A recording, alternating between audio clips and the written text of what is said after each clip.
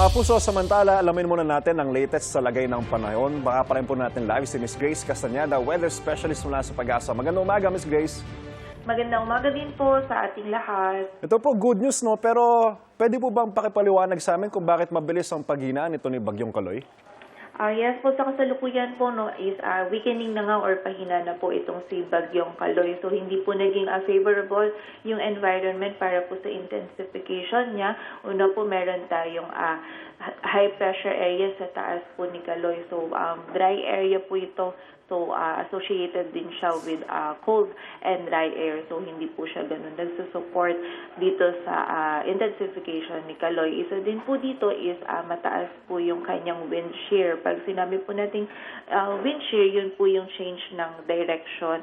Medyo technical na po ito sa iba't ibang level ng atmosphere. So, for example po, yung trompo, kapag po maganda po yung pagbagsak niya, tas mabilis po yung pag-ikot niya, is parang straight po yung pinaka pag-ikot niya sa, for example, from taas hanggang sa baba. But kapag po medyo na-disturb yung pag-ikot niya is yun po yung tinatawag na po natin na wind shear. So parang nag-iba na po yung direction niya from top to baba. So, nagkaroon na po siya or humina na po yung pag-ikot niya. So, parang ganun din po in terms dito kay Kaloy.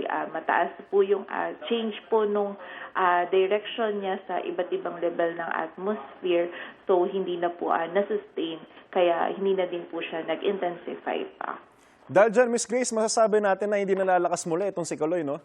Yes po, tama po. And in-expect natin within the day, possible mag-downgrade pa po ito into a low pressure area.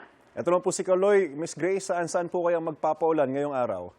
Ngayong araw po, yung directly si Kaloy, hindi pa po siya makaka-apekto sa atin or hindi natin ina-expect na makaka-apekto. But yung trough po niya magpapaulan sa Eastern Samar maging sa Dinagat Islands po. Possible to hanggang bukas po. So generally, yung ilang area or eastern section ng Visayas, saka Caraga, dyan po yung mga makakaranas ng mga scattered na mga pagulan. Mostly mga light to moderate po and possible din yung short period ng malakas na pagulan. Kumusta naman po kayo magiging lagay ng panahon sa Albay, partikular na po sa bahagi ng Bulkang Mayon?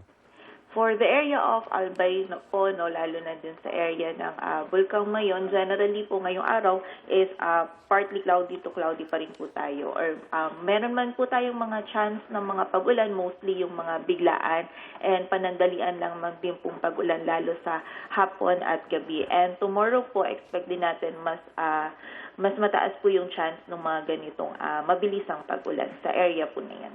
Miss Grace, ito naman po, no, halos nasa 30 mga lugar po yung posibleng makaranas ng danger level na heat index. Marami-rami po yan ngayong Lunes, base po sa inyong forecast. Masasabi po ba natin nasa peak pa tayo ng tag-init? Yes po, ngayong buwan ng Mayo, ina-expect pa rin po natin mostly dito pa din or possible pa din na may tala po natin yung mataas natin na heat index. And generally po, ngayong buwan warmer than normal pa rin po yung ina-expect po natin. So throughout the month of May, mainit at maalinsangan pa rin po sa malaking area ng ating bansa.